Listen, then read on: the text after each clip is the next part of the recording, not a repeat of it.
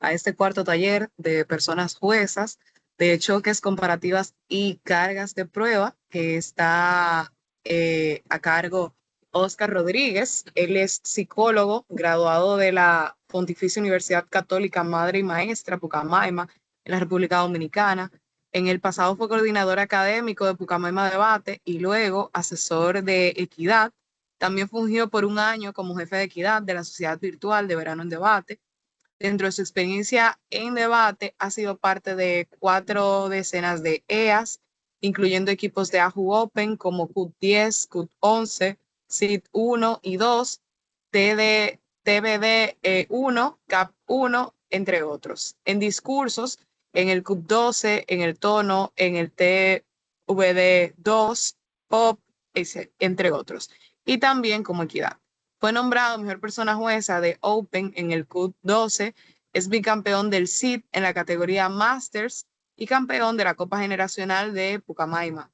Además, fue top break y finalista de CUT 9, fungió como jefe de staff en CEMUDE RD, donde también breakeó como persona jueza de discursos, juzgando la final de discursos. Así que sin más, pues le damos la bienvenida a Oscar, que va a estar facilitándonos en este taller. Muchísimas gracias, Oscar. La palestra es tuya.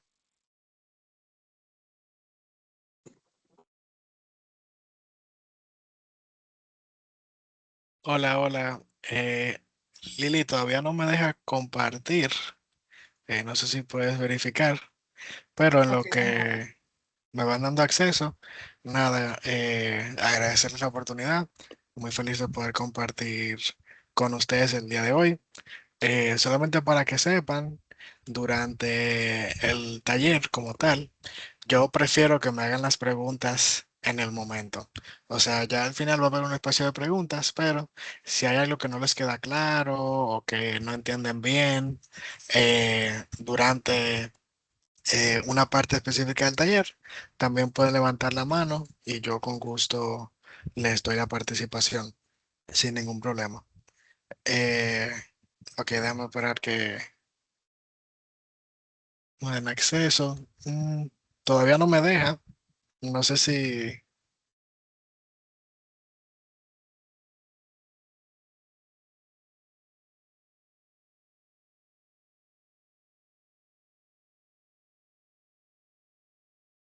Ah, ok, ya ahora sí.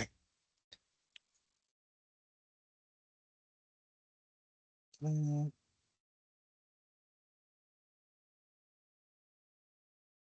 ok, perfecto. Confírmenme, please, si pueden ver mi pantalla.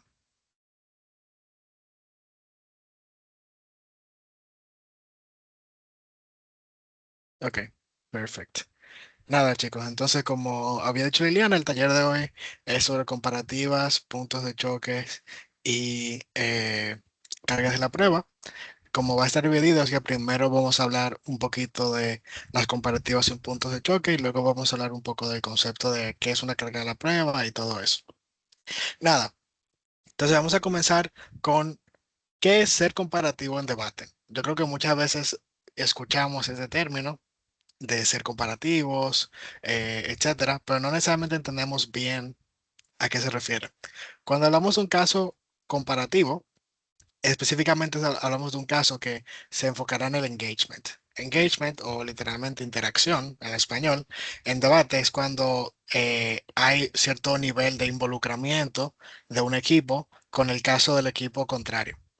Por ejemplo, en vez de debatir quizá con equipo de proposición, diciendo un caso singular, aislado del debate como tal, y equipo de oposición haciendo otro caso completamente diferente, singular y aislado del debate, lo que uno quiere en la generalidad es que los equipos puedan ser comparativos, dígase que se involucren directamente con lo que está pasando del lado contrario, que puedan utilizar lógicas del lado contrario, que puedan responder al caso contrario, para así entonces poder entender cómo se ve el mundo en su lado y cómo se ve el mundo en el lado opuesto, y entonces por qué ganan o pierden el debate.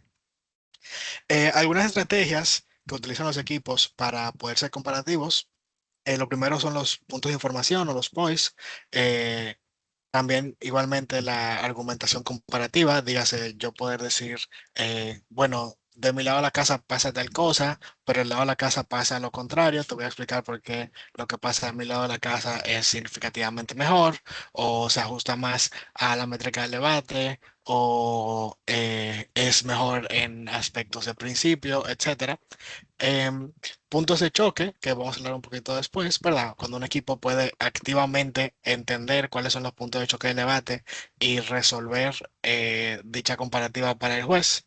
Y refutaciones, que si bien no directamente tienen que ser comparativas, hay refutaciones que pueden ser un poquito aisladas del debate, sí en la generalidad son esfuerzos que hacen los equipos para poder involucrarse con las lógicas de los demás equipos, ¿verdad? Entonces, cuando hablamos de un caso comparativo, hablamos específicamente de un caso que no solamente trae material constructivo, sino que genuinamente hace esfuerzos en poder generar algún tipo de interacción con el material del equipo contrario. Bien, durante el debate, usted como persona jueza tiene que tener cuatro cosas claras. Lo primero es cómo se ve el mundo de oposición según proposición. Dígase, proposición este equipo, eh, se supone que debería ejemplificar o debería clarificar cómo se ve el mundo del lado contrario y en este caso obviamente porque su mundo es mejor que el mundo del lado contrario, o sea, porque el mundo de proposición es mejor que el mundo de oposición. Igualmente debería pasar al revés. El equipo de oposición debería hacer esfuerzos de poder ilustrar cómo se ve el mundo de proposición. Pero también tenemos que tener claro cómo los propios equipos ven su propio mundo. Dígase, no solamente me basta con saber que el equipo de oposición explica algunas cosas de cómo ellos entienden que funciona el mundo de propo, pero yo también tengo que entender cómo el mismo equipo ve su propio caso, o sea, ve su propio mundo. Por ejemplo, si tenemos una moción eh, que es esta casa. eh, Eliminaría las pruebas nacionales, pues yo tengo que entender como persona jueza cómo proposición ve un mundo en donde las pruebas nacionales eh, sean eliminadas, obviamente a su favor, y cómo proposición ve un mundo en donde las pruebas nacionales no sean eliminadas, en este caso obviamente como negativo o como menos persuasivo o en general un mundo significativamente peor. Y así debería ser al revés. Debería quedarme bien claro como, por ejemplo, en este caso de esta moción, eh, oposición ve un mundo con pruebas nacionales como un mundo significativamente mejor. Ese es el status quo, ¿verdad? Lo que está pasando ahora mismo. Eh, pero también debería quedarme claro cómo oposición ejemplifica o grafica el mundo de proposición, o sea, un mundo en el que no haya pruebas nacionales como significativamente mejor. ¿Por qué es importante ver estos cuatro aspectos, estas cuatro perspectivas dentro de la comparativa? Porque eso nos va a ayudar a entender dos cosas. Lo primero, nos ayuda a entender un poco en qué los equipos están de acuerdo. Porque puede ser, por ejemplo, que aunque los equipos tengan que defender cosas diferentes, tengan perspectivas similares de cómo se ve el mundo. Por ejemplo, puede ser que ambos equipos, en la moción que tiene que ver con eh, esta casa eliminaría las pruebas nacionales, puede ser que ambos equipos estén de acuerdo que un mundo sin pruebas nacionales es un mundo en donde eh, el Estado recibe menos información de los centros educativos. Pero puede ser que un equipo vea esto como algo positivo, en este caso el equipo de proposición, porque, por ejemplo, entiende que el Estado reciba menos información de esta manera, le va a obligar a buscar maneras más verosímiles o más fidedignas para poder entonces entender cómo funciona el sistema educativo dominicano. Quizá, por ejemplo, revisión de currículums o quizá algún tipo de mecanismo evaluador mucho más actualizado. Pero también puede ser que en el mundo de oposición, ellos, aunque estén de acuerdo con que va a ser un mundo en donde el Estado tiene menos acceso a ver cómo funcionan los centros educativos, por ejemplo, en este caso, ellos entienden que eso es algo positivo o que es algo negativo, perdón, porque en este caso ellos entienden que eso va a hacer que el Estado, por ejemplo, no pueda ejercitar su labor de generar, por ejemplo, políticas educativas o cambios curriculares o ajustes en cuanto a los temas que se imparten en el colegio, etcétera. Entonces, nótese cómo aquí tenemos un acuerdo en cómo se ve el mundo en ciertos aspectos, o sea, ambos equipos pudiesen estar de acuerdo con una parte de cómo se ve el mundo, pero quizá la interpretación de qué es eso, o sea, de si eso es bueno o malo, ya cambia.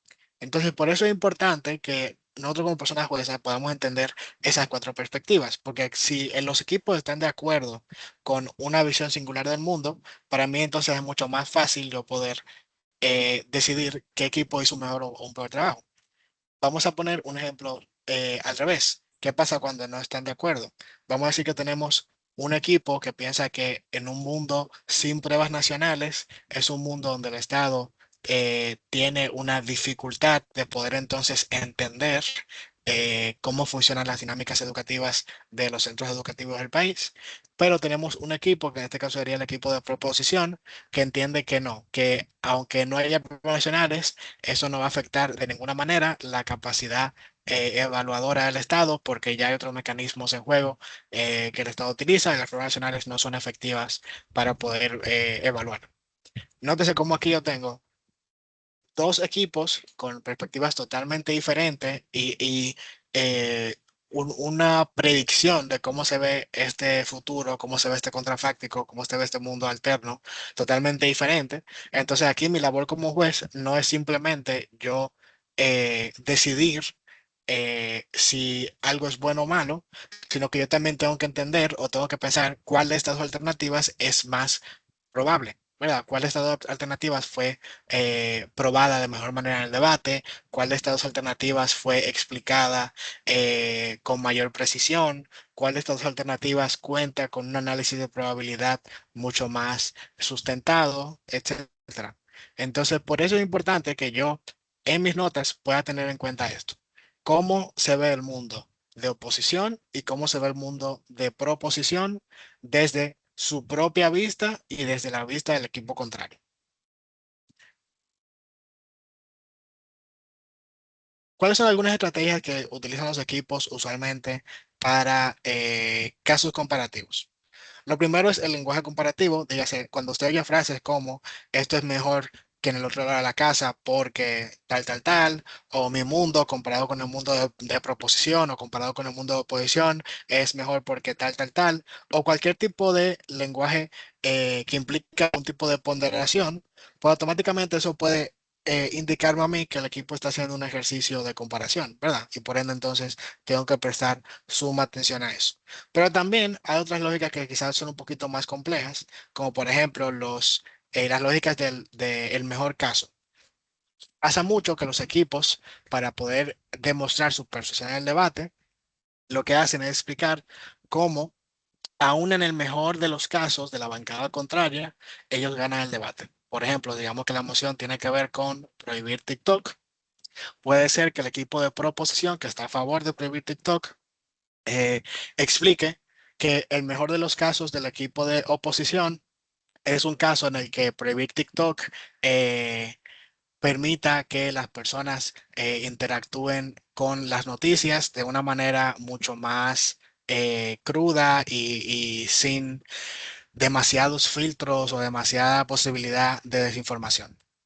Pero puede ser que el equipo diga, aunque es el mejor de los casos, el equipo contrario, yo te voy a explicar cómo aún así ese caso en particular tiene eficiencias que lo ponderan por debajo del mío. O sea, cómo aún ese caso que ellos explican que supone que es su caso ideal, aún así es significativamente peor que mi caso.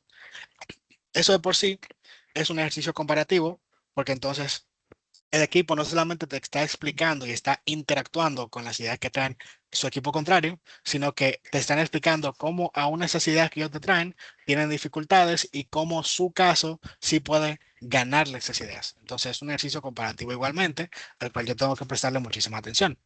Hay algunas lógicas también que son similares, que son de incluso sí, no necesariamente tienen que ver con un mejor o un peor caso, pero los equipos pueden hacer como ciertas concesiones durante el debate, pero explicar cómo esas concesiones aún así son poco significativas. Por ejemplo, pueden decir panel, incluso si es cierto que en un mundo sin TikTok sería un mundo en donde las personas consuman menos noticias falsas, yo te voy a explicar por qué eso eh, va a ser muy poco relevante para la comparativa, o sea, va a ser muy poco relevante para el debate como tal. O yo te voy a explicar cómo eso está sobreimpactado. Y aunque puede pasar, en la generalidad no va a tener tanto impacto como el equipo de oposición dice, porque ya hay otros mecanismos que la gente utilizaría, que básicamente van a repetir ese tipo de malas prácticas investigativas o de periodismo, etcétera. Entonces también esos son ejercicios comparativos que los equipos pueden hacer que ustedes deben prestarle mucha atención. Comparación de casos, vaya, que sería como mucho más directo. El equipo tal trae este caso, mi equipo trae este caso, te voy a explicar por qué mi caso es mejor, o te voy a explicar por qué el caso de ellos no funciona. Aunque el equipo ni siquiera haga un ejercicio explícito en ponerse por encima del otro caso, si ya te explicaron independientemente por qué el caso contrario es poco funcional y por qué el caso de ellos es funcional, pues entonces yo como juez puedo hacer la labor de poder hacer la ponderación, ¿verdad? Em, Contraargumentación, dígase cuando los equipos traen argumentos que no son refutativos necesariamente, sino que interactúan con la misma métrica, y luego vamos a hablar un poquito de eso, pero interactúan con la misma métrica y entonces se involucran en el debate. O sea, equipo A habla de en qué mundo hay más felicidad, entonces yo como equipo B voy a hacer un argumento que también tenga que ver con en qué mundo hay más felicidad. Automáticamente, pues entonces yo tengo dos argumentos que interactúan bajo un mismo punto de choque y yo puedo comenzar a compararlos como juez. Interactuar con métricas ajenas. Hay veces que los equipos, aunque no están de acuerdo con una métrica en particular, por ejemplo, vamos a decir que equipo A dice que lo más importante del debate es la economía, el equipo B no necesariamente tiene que estar de acuerdo con que eso es lo más importante del debate, pero sí puede hacer ciertos ejercicios para poder como eh, traer un caso preventivo. O sea, esto no es lo más importante del debate, pero aún así te voy a explicar cómo aún en esa métrica, que no es la más importante del debate, seguimos ganando. Em, Bien, creo que hasta aquí hay algún tipo de pregunta, algo que no les haya quedado claro.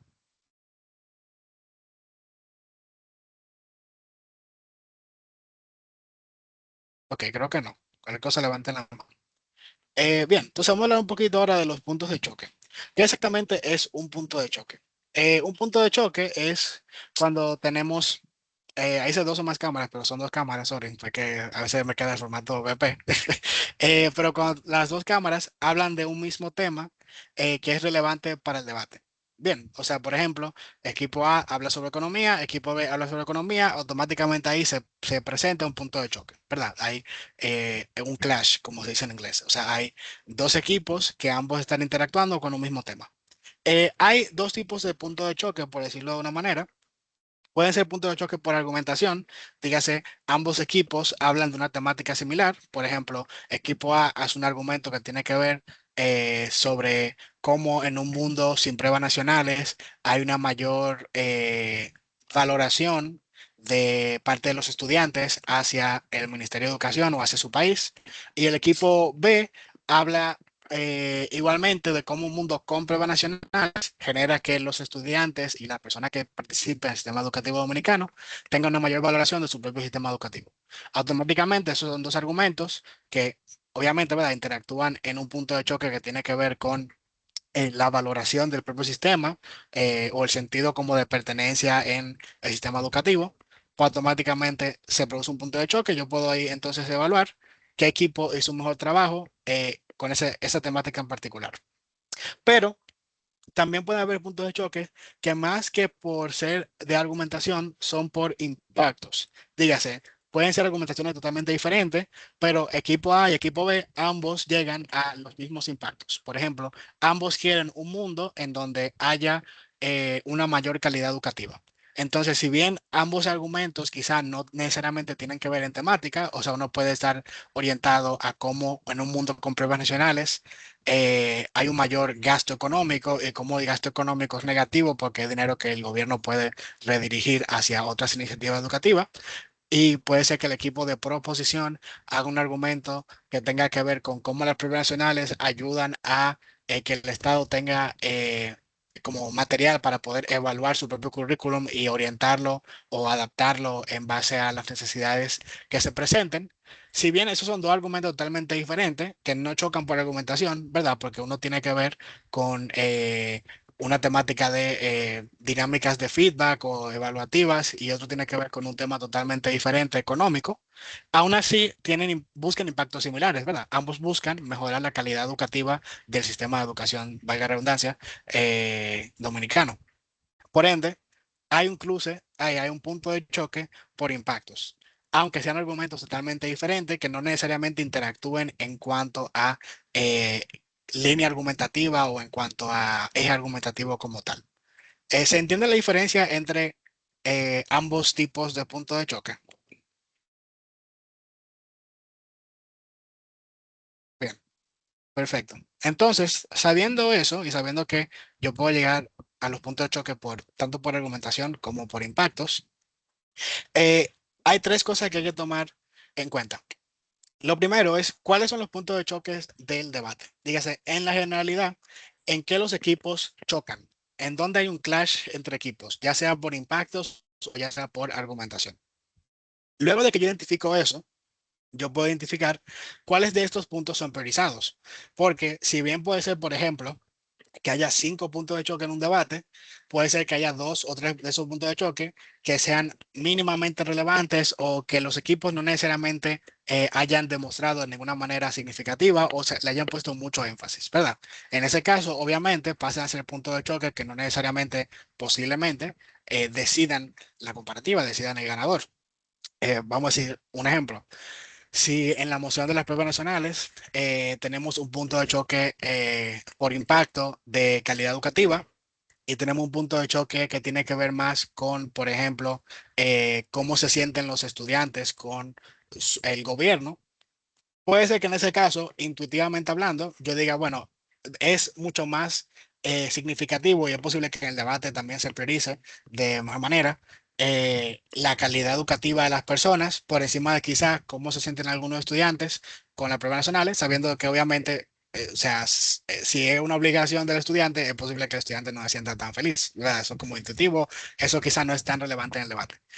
A pesar de ser algo que puede salir con la moción, y que quizá en un debate en particular pudiese ser el punto de choque más importante, es posible que no. Digamos que los equipos, por ejemplo, no le pusieron tanta atención o las métricas que traen el debate eh, son más arraigadas o interactúan más con el primer punto de choque de la calidad educativa.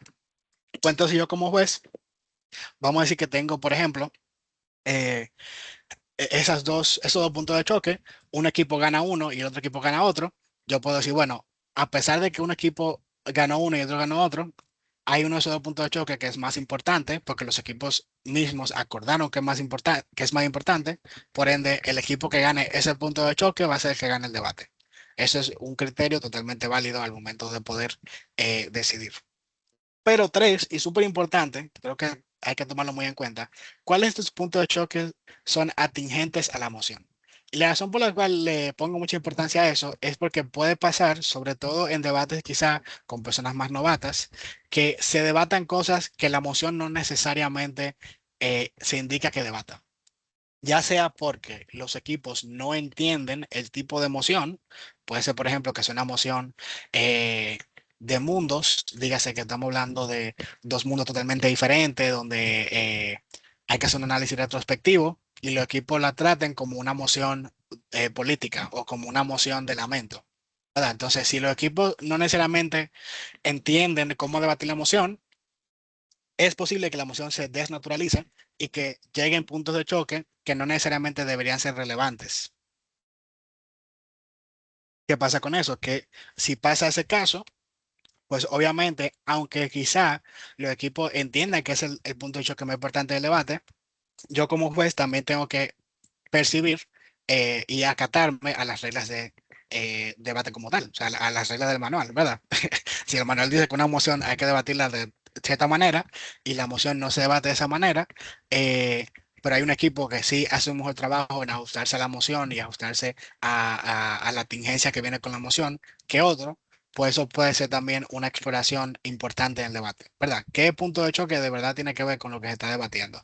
Si en la moción de las pruebas nacionales, por ejemplo, sale un punto de choque que tiene que ver con, eh, por ejemplo, yo qué sé, eh, en qué mundo va a ser más efectivo crear una alternativa digital a las pruebas nacionales. Ya yo estoy ahí añadiéndolo demasiado a la moción, que eso no vino con la moción. Por ende, es posible que, aunque ese punto de choque los equipos entiendan que sea importante, yo como juez debo saber que se sale de los criterios y los parámetros por lo cual yo debería juzgar una moción. O sea, trae cosas que son imposibles de hacer en una moción de análisis, ya que una moción de análisis yo no puedo hacer eh, modelos, ¿verdad? Entonces, automáticamente se sale fuera de lo que debería priorizarse en el debate.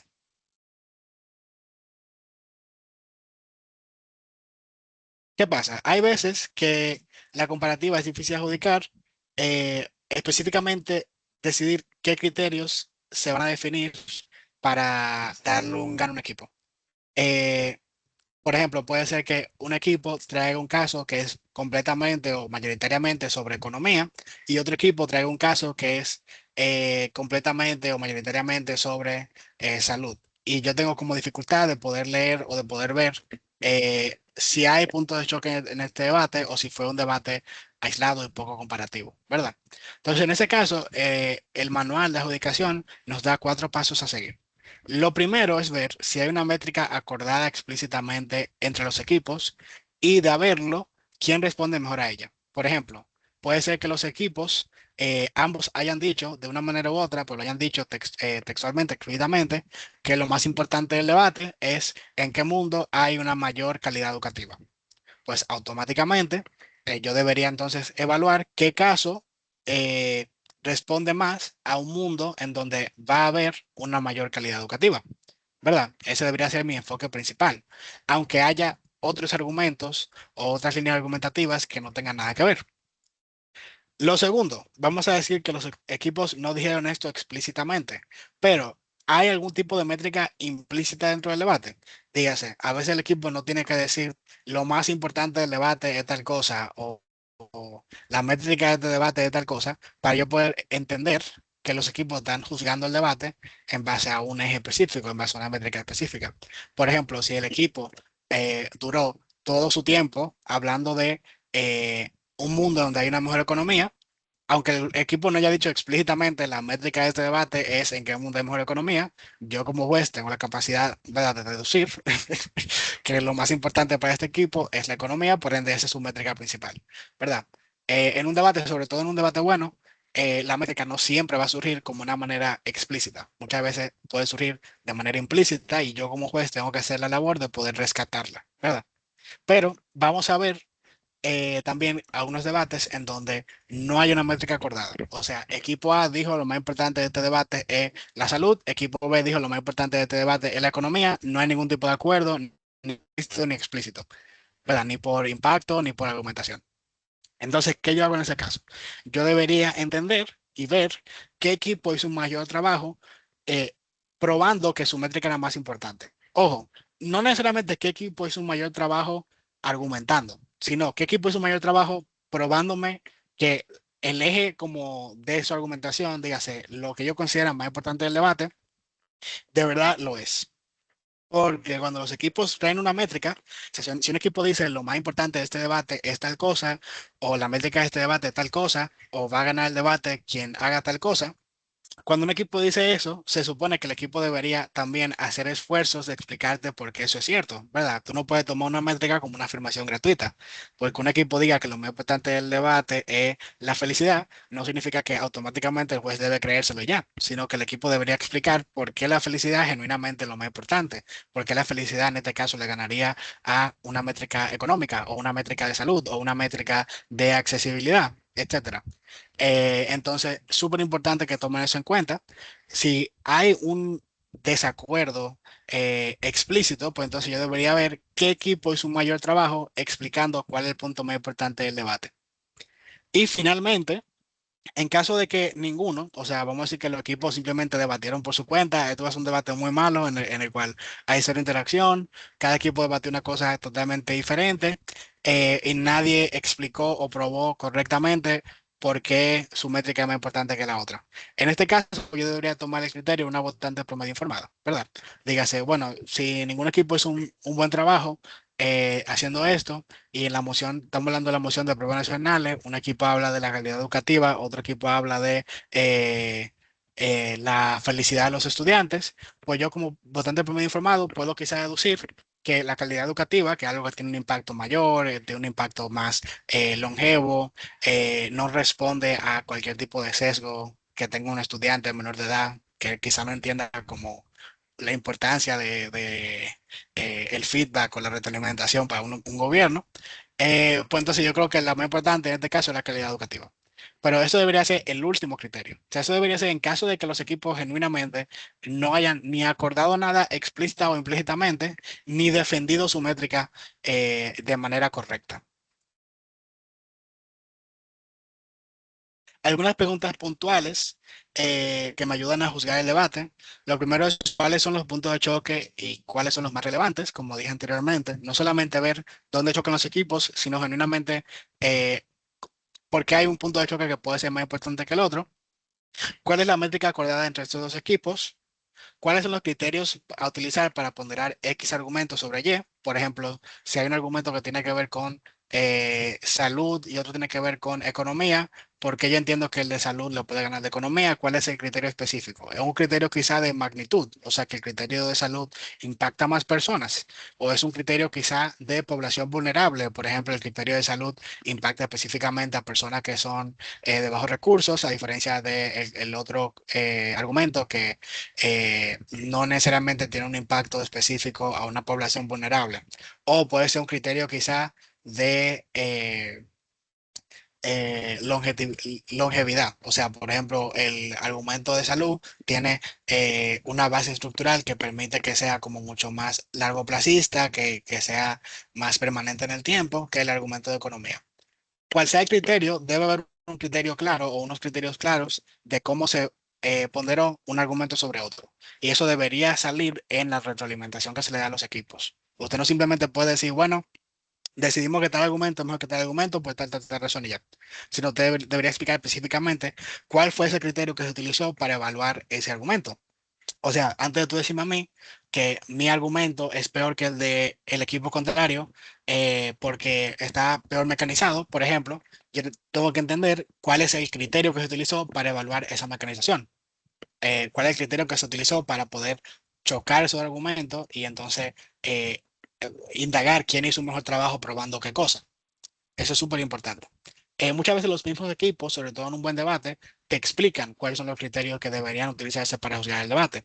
Te pueden decir, mira, mi argumento es mejor porque si lo ponderamos con el argumento contrario, tiene efectos mucho más largoplacistas o responde a un criterio de urgencia de una mejor manera, etcétera. En un buen debate es muy probable que esos criterios los equipos los expliciten. Y cómo responde X equipo a Y. O sea, cómo responde el equipo a ciertos argumentos del equipo contrario, específicamente.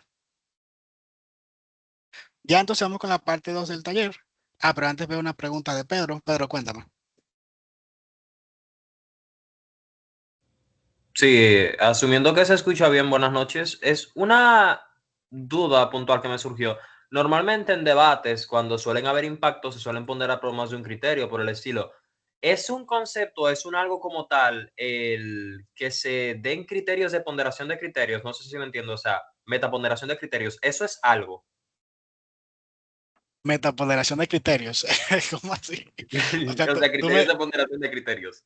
Sí, sí. O sea, tú lo puedes explicitar, no hay problema. O sea, tú puedes decir, mira, si yo tengo, por ejemplo, un criterio de urgencia y un criterio de, yo qué sé, em,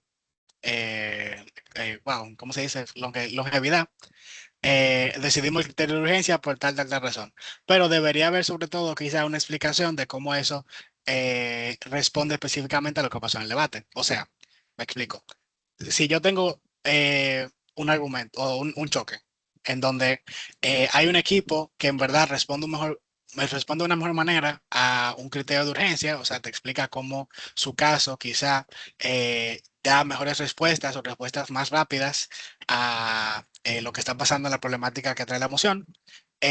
Y puede ser que el otro equipo, si bien quizá falla en un criterio de urgencia, sí le gana al equipo contrario en un criterio de eh, longevidad. O sea que su argumento, cuando tú lo analizas, tiene bases estructurales que permiten que sea como mucho más largo plazista, que se mantenga más en el tiempo, etcétera.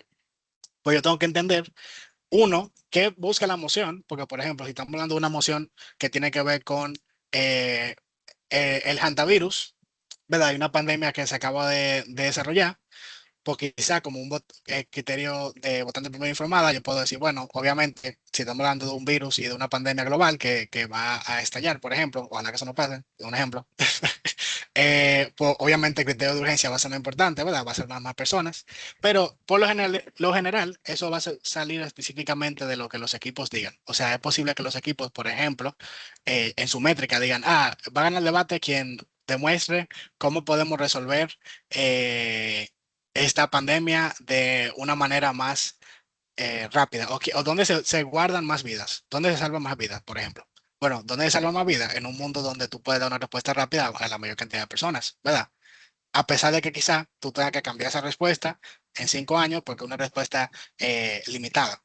Entonces, sí, yo puedo hacer como ese ejercicio de metaponderación, como tú dices, pero debería responder específicamente a lo que sale en el debate. O sea, volvemos a lo que habíamos hablado aquí de los criterios para definir un gane. Ese criterio que yo voy a elegir o que voy a priorizar, ¿a qué exactamente va a responder? ¿Responde a la métrica que sale de los equipos o los equipos no probaron una métrica correctamente? Entonces responde quizá a un criterio de votante de promedio informada. Entonces, a eso debería responder. Con eso respondo tu pregunta. Soy fuerte y claro, gracias. Perfecto. Ok, entonces vamos a pasar a la parte de la carga de la prueba. Ya estamos casi terminando. Bien, la carga de la prueba, como dice aquí, es aquella cualidad de que se tiene de que demostrar algo para que sea cierto. Dígase, si yo digo algo en el debate, pues automáticamente yo me estoy atribuyendo una carga de la prueba porque tengo que probar que eso es cierto, que eso pasa, ¿verdad? Igualmente, y eso lo vamos a hablar un poquito después, con la moción como tal, ya viene una carga de la prueba. O sea, si la moción es esta casa prefiere la pizza por sobre las frutas, pues entonces el equipo de proposición tiene que explicarte, ¿verdad? Ya tiene la carga de la prueba de que la pizza es significativamente mejor que la fruta. Y el equipo de oposición tiene la carga de la prueba inversa, de que la fruta es significativamente mejor que la pizza. Bien, es un ejemplo como muy llano, pero es para que se entienda como el concepto, porque creo que a veces como que la gente se pierde, pero no es tan complejo.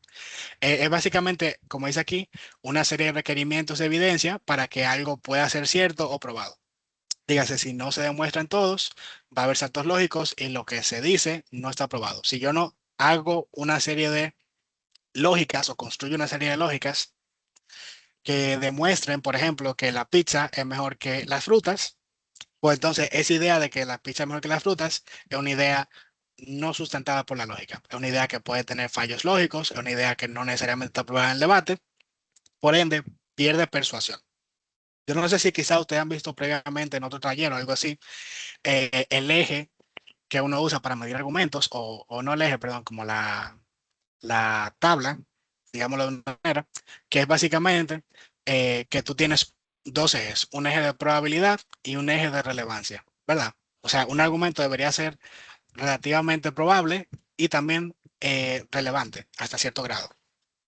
Entonces, con eso, ponemos el concepto de la carga de la prueba y lo que entendemos es que para yo poder probar algo, yo tengo que hacer ejercicios de construcción de lógica para que entonces ese eje de probabilidad se vuelva cada vez más certero, ¿verdad? O sea, yo digo, las pruebas nacionales, si se quitan las pruebas nacionales, el Ministerio de Educación no va a poder responder a las necesidades de los estudiantes. Pues yo automáticamente tengo que probar mediante mecanización ¿Por qué eso es cierto? Bueno, puede ser cierto porque dos mecanismos. Uno, en el sentido de que hay muy pocas herramientas evaluativas o de retroalimentación que un gobierno o que un departamento del gobierno pueda tener para poder evaluar la educación. Las pruebas nacionales, por ende, son posiblemente el único o el más certero. Te voy a explicar por qué, por tal razón. Y dos, porque en la alternativa lo que va a existir es una deficiencia porque lo que se va a evaluar no es el conocimiento real de los estudiantes, sino lo que se supone que se le debería dar, que quizá es un método como evaluando currículums en vez de evaluar directamente a los estudiantes mediante una prueba. Eh, entonces, en base a eso, cuando yo puedo explicarte todo eso que te estoy diciendo, pues entonces mi argumento cobra vida. Es como que mi argumento ahí se convierte en un argumento eh, probable y por ende sí entra el debate con cierta fuerza. Sí, en el debate los equipos hacen afirmaciones gratuitas, pero no hacen un ejercicio de probabilidad o de relevancia, ¿verdad? De explicar por qué es importante para el debate, por qué es importante para la moción, pues entonces es un argumento que no está cumpliendo con su carga de la prueba. Y por ende, es posible que pierda el debate. Hay diferentes tipos de carga de la prueba. Lo primero es la carga implícita, que es la que viene con la moción. Por ejemplo, como dice aquí, si la moción es esta casa lamenta la popularización de las redes sociales, proposición deberá probar que dicha popularización ha sido mala y o peor que el contrafáctico. Dígase que el status quo. Mientras que oposición tendrá que probar que dicha popularización ha sido buena y mejor que el contrafáctico. Bien, eso viene con la moción. O sea, eso es literalmente lo que los equipos tienen que hacer. En este caso, si a un equipo se le dice que la moción es esta casa lamenta la popularización de redes sociales, pues obviamente hay un equipo que te va a tener que probar porque esa popularización es mala o quizá no es mala, pero limitó que viniera algo mejor. Y el otro equipo te va a probar que esa popularización es buena o quizá no es que es buena, pero es mejor que la alternativa. ¿Verdad? Eso es como lógica, eso viene con la moción, eso es como debate 101. ¿Verdad? Como van a ver aquí a continuación, dependiendo del tipo de emoción, hay diferentes tipos de carga de la prueba que pueden venir como directamente, ¿verdad? Que eso viene como por lógica. Por ejemplo, una moción de esta casa haría X, que es una moción política. La carga de la prueba principal que viene con la moción es si se debería o no hacer una política. Una moción de esta casa apoya X, es una moción donde hay que decir que algo es bueno o malo en su totalidad. Denme un segundito.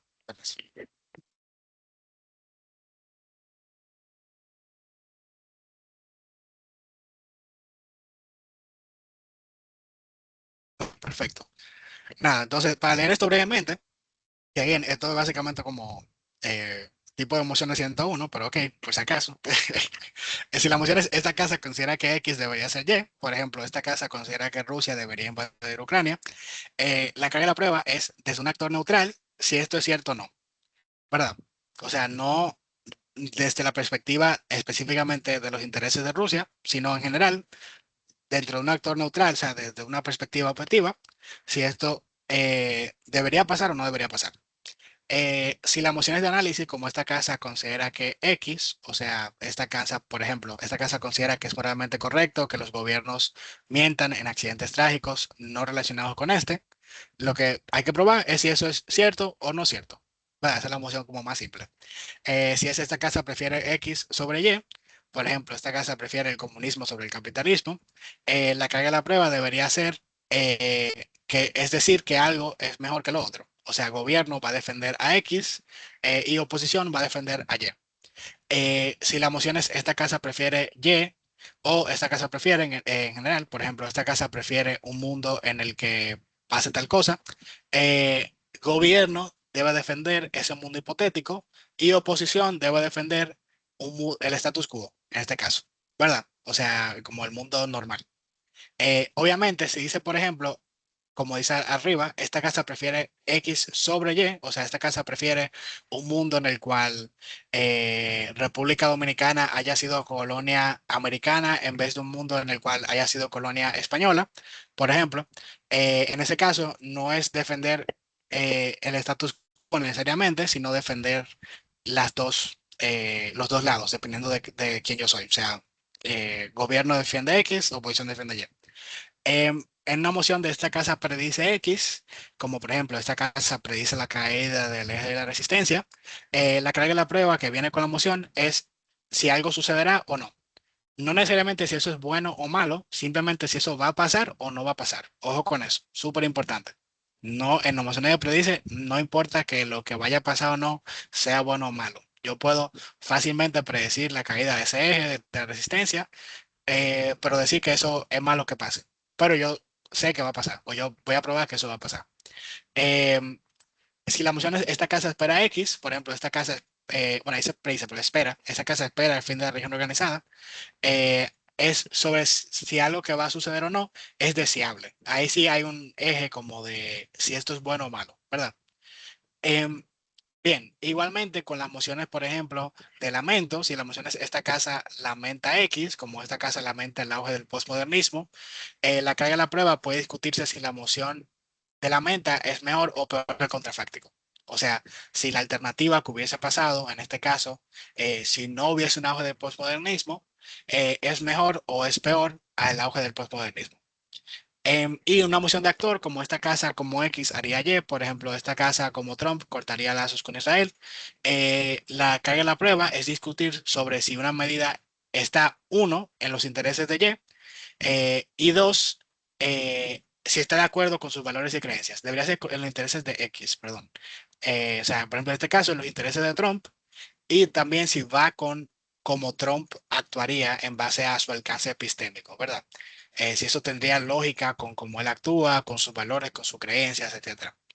Em, y en una moción de esta casa considera que X está en los mejores intereses que Y, como por ejemplo, esta casa considera que está en los mejores intereses de China abandonar su alianza con Rusia, es si está en sus mejores intereses hacer algo fuera de si eso es algo que ellos harían o no. O sea, en este caso no se valora tanto como sus creencias o el acceso como epistémico eh, a hacer estas cosas, simplemente es si eso debería hacerlo o no. O sea, si está en sus mejores intereses hacer esa medida o no. Em, Bien, entonces, esa es la carga de la prueba que viene con la moción, ¿verdad? Esa es la implícita, todas las mociones tienen una carga de la prueba implícita que viene ahí. Los segundos tipos de carga de la prueba son los que vienen con los equipos. Dígase, los mismos equipos al argumentar, como dije anteriormente, se atribuyen carga de la prueba, ¿verdad? Si yo digo que yo prefiero un mundo en el cual TikTok nunca haya existido, porque en ese mundo habría menos desinformación, pues ya automáticamente yo tengo que explicarte por qué es cierto que en un mundo donde TikTok nunca haya existido, habría menos desinformación, ¿verdad? Eso es lógico de que yo tengo que decirlo. Entonces hay dos tipos de carga que vienen como con los equipos. Está la interna, que es la que los equipos se atribuyen ellos mismos, que es el ejemplo que acabo de decir. Por ejemplo, en esta casa considera que TikTok ha hecho más mal que bien, pero oposición dice que TikTok es responsable del declive cognitivo de los niños. Automáticamente se atribuye dicha carga y debe probar esta premisa para que su argumento sea cierto. O sea, yo como juez no simplemente puedo aceptar que eso es cierto y ya, sino que yo tengo que esperar que el equipo haga suficientes esfuerzos para demostrar mediante mecanismos que eso sí es cierto, que es en este caso que TikTok es directamente responsable del declive cognitivo de los niños. Pero hay tareas externas que los equipos se le atribuyen a sus contrincantes. O sea, no necesariamente yo digo un argumento y yo mismo entiendo que tengo que probar ese argumento, sino que muchas veces yo digo un argumento y el equipo contrario me dice, hey, pero para que ese argumento que tú dices es cierto, tú tienes que tomar en cuenta algo que tú no has tomado en cuenta, algo que tú no has traído y algo que posiblemente tú quizás no traigas. ¿Verdad? Por ejemplo, si la moción es esta casa lamenta la glorificación del romance, oposición dice que el romance ha servido a modo narrativo para fomentar sentimientos de esperanza en un contexto histórico marcado por caos y facilidad de deprimirse. Entonces, proposición señala que oposición ahora tiene la obligación de explicar cómo el romance ha sido intrínsecamente necesario para fomentar narrativas de esperanza en comparación a otras alternativas como la familia o la religión. ¿Verdad? Nótese que eso, si bien viene con el argumento que hizo oposición, no necesariamente queda súper claro, ¿verdad? Yo quizá como juez hasta fácilmente no me doy cuenta de que ellos tienen que explicarme específicamente cómo esta narrativa romántica se pondera por encima de otro tipo de narrativa, otro tipo de alternativa, como la de la familia, la de la religión, etcétera. Entonces, es súper importante eso, que muchas veces los equipos también pueden señalar cargas de la prueba que los otros equipos o los equipos contrincantes deberían probar. Aquí voy con un ejemplo igualmente más claro. Vamos a decir que la moción es, esta casa considera que es necesario tener una educación universitaria para tener éxito en la vida. La carga de la prueba que viene con la moción, por ejemplo, para el lado del gobierno, de proposición, es que ellos tienen la carga de la prueba de demostrar por qué la educación es necesaria, ¿verdad?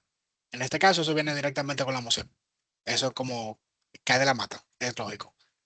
Pero los debatientes, como dije, pueden también atribuirse, implementarse, que hagan la prueba por su argumentación. Por ejemplo, si oposición dice que no es necesario porque la universidad no es la única vía para aprender conocimientos requeridos, pues automáticamente oposición toma la carga de la prueba de demostrar y explicar cuáles son esas vías alternativas que ellos dicen en su argumentación, ¿verdad? Entonces aquí yo puedo quizá visualizar cuál es la diferencia entre la carga de la prueba que viene con la moción, que todos los equipos van a tener que probar, y la carga de las pruebas que van surgiendo durante el debate. Ojo, ambas cosas van a pasar. O sea, ambas cargas de las pruebas van a suceder en el debate. Lo que yo tengo que estar pendiente es inicialmente qué es lo que los equipos tienen que probar, y luego entonces, mientras los equipos van debatiendo, qué cargas de las pruebas van abriéndose en el debate. O sea, van surgiendo y cómo se van respondiendo o no, de manera efectiva. Finalmente, algunas estrategias para la evaluación. Lo primero es atención al fraseo de la emoción, porque muchas veces este fraseo nos revela algunas particularidades que son importantes para yo poder entender genuinamente cuál es la carga de la prueba. Por ejemplo, si una emoción es sobre regular, no es lo mismo que sobre prohibir. Si un equipo comienza a hablar de prohibir, pues automáticamente está fuera de emoción porque no está cumpliendo con su carga de la prueba. Yo nunca hablé de prohibir, hablé de regular, ¿verdad? Igualmente, si la emoción tiene que ver con lamentar el auge, no es lo mismo que lamentar el objeto de auge. No es lo mismo la emoción de esta casa lamenta el auge de TikTok que una emoción que diga esta casa lamenta TikTok o lamenta la creación de TikTok. ¿Verdad? Son dos cosas muy diferentes. Cuando yo lamento el auge, yo no estoy necesariamente hablando que la creación de TikTok fue mala. Yo estoy hablando que TikTok, al preponderarse por encima de otras aplicaciones, al hacerse demasiado famoso, pues entonces trajo consecuencias negativas. Mientras que la segunda moción, que tiene que ver con esta casa lamenta la creación de TikTok o esta casa lamenta TikTok, pues automáticamente yo estoy hablando de que TikTok como tal, independientemente de que sea famoso o no, es malo o yo lo lamento por encima de la alternativa. Bien. Entonces es súper importante yo tener eso en cuenta como persona jueza, porque entonces de ahí es que yo puedo entender correctamente eh, qué los equipos deberían hacer, ¿verdad? Y eso me va a ayudar incluso a poder justificar mis resultados. Yo puedo decir, bueno, el equipo tal puede tener una línea argumentativa que como en abstracto es muy buena, pero no es atingente con la moción, no responde genuinamente a su carga de la prueba. Está debatiendo una moción diferente, aunque no se dieron cuenta. Lo segundo es tener cuidado con afirmaciones gratuitas. Muchas veces los equipos dicen cosas que nosotros compramos como lógicas porque entendemos que son ciertas o porque suenan como muy lindas, pero no necesariamente le exigimos al equipo que haga un trabajo de probar cosas. Por ejemplo, puede ser que un equipo diga, bueno, panel, nosotros lamentamos la popularización de TikTok porque TikTok lo que ha hecho es que las noticias ahora vengan con mucha desinformación. Yo puedo pensar que eso es cierto y eso posiblemente sea cierto en la vida real, pero en el debate los equipos deberían probarme por qué eso de verdad pasa así, por qué TikTok genuinamente propaga la desinformación. De lo contrario, eso no es una afirmación que yo puedo comprar como verdadera, eso no es un argumento que genuinamente está probado, que está mecanizado y por ende no va a responder a el caso como tal. O sea, no va a cumplir con su tarea de la prueba. Porque el equipo quizás lo dio por sentado, pero no necesariamente explicó por qué eso es cierto. Lo tercero, como dice aquí, es lo que mencioné previamente del eje de probabilidad y relevancia. Recuérdense que los argumentos deberían existir en como este plano de donde yo tengo que evaluar que el argumento sea probable, o sea, de que haya suficientes mecanismos para yo entender que esto sí es certero, que esto sí es cierto, que esto sí va a pasar, pero también que sea relevante. O sea, no me vale de nada que un argumento esté bien mecanizado si es un argumento como poco relevante o poco impactante para el debate. ¿Verdad? Quizá yo puedo probarte con exactitud y con mucha precisión que TikTok ha hecho que los negocios pequeños ahora consigan mayor visibilidad en Internet, pero si quizá la moción y la métrica que se ha asumido tiene más que ver con las noticias o con política, pues este argumento entonces en el eje de relevancia resulte menos importante, ¿verdad? Todo eso va a depender también de cómo los equipos lo encuadren y lo prueben, ¿verdad? Porque no necesariamente porque porque un argumento, perdón, tenga que ver con economía, va a ser más importante que un argumento que tenga que ver con un impacto social o viceversa. No porque un argumento tenga que ver con política, significa que es más importante intuitivamente que un argumento que tenga que ver con bienestar. Dígase, es importante que yo no asuma que es más importante, sino que como mencionamos anteriormente, yo me dedique a poder escuchar qué los equipos encuadran como importante o de lo contrario, yo poder hacer ese ejercicio de comparación en caso de que haya respuestas disidentes y diferentes. Y lo último es no asumir que una carga en la prueba atribuida es correcta. ¿Qué pasa? Sobre todo en debates muy buenos, puede ser que un equipo diga, panel, mira, el equipo contrario falló porque nunca te explicó tal carga de la prueba. O el equipo contrario tiene esta carga de la prueba y si no lo prueban correctamente no van a ganar el debate. Muchas veces uno como juez puede sufrir el error de en vez de cuestionar si eso que se está diciendo o que está apuntando es cierto, uno tomarlo como cierto ya, porque dice, wow, mira, el equipo contrario está prestando mucha atención, está muy en la cosa, ellos entienden el concepto de una carga de la prueba, pero no necesariamente eso va a ser cierto. Puede ser que un equipo diga que a otro equipo le falta algo o que otro equipo falló porque no probó una carga de la prueba específica. Pero cuando tú lo piensas, tú dices, bueno, pero en verdad eso no tiene nada que ver con su caso, o eso no limita su caso, o eso no restringe el impacto de su caso. Entonces es súper importante que ese tipo de acusaciones en el debate se escuchen y se analicen. No solamente que usted la tome como cierta, sino que genuinamente usted piense si eso de verdad es así. O sea, si de verdad al equipo le faltó explicar o probar X cosa, o si eso sí se probó y el otro equipo simplemente no le prestó atención, o si quizá no se probó, pero no es relevante para desbloquear los impactos del caso. Y nada, creo que eso es lo último. Sí, entonces ahora sí abro el espacio de preguntas en caso de que haya algo que no les haya quedado claro o que necesiten que yo les oriente de cualquier manera. Este es el espacio para preguntar.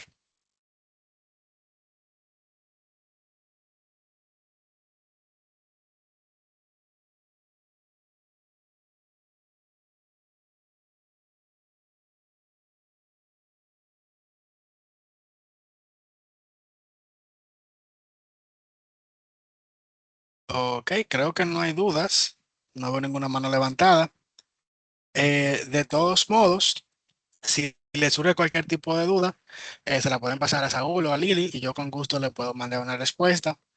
Y nada, chicos, si no hay dudas o no hay ningún tipo de pregunta, pues ya eso sería todo de mi parte. Muchísimas gracias por su atención y ojalá que les haya quedado claro y que hayan podido sacarle provecho al taller.